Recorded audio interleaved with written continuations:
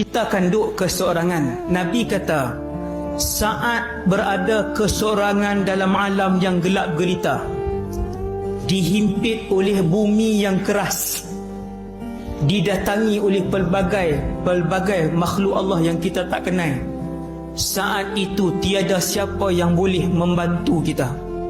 Dan saat itu ialah saat yang pasti kita akan lalu.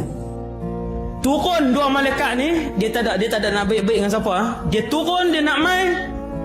Tiba-tiba ada satu surah datang daripada arah kepala orang itu, menghalang malaikat itu. Dia kata jangan. Malaikat ni kata ke tepi. Surah ni kata tidak.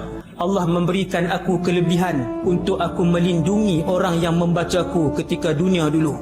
Nabi kata surah itu ialah Tabarakalladzi biyadihil mulk wa huwa ala kulli syai'in qadir.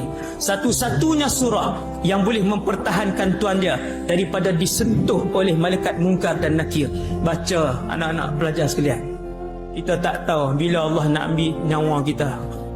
Ingat, saya beritahu ni, ingat, jangan tinggal surah Al-Mulk. Jahat orang mana pun kita, jangan tinggal surah Al-Mulk.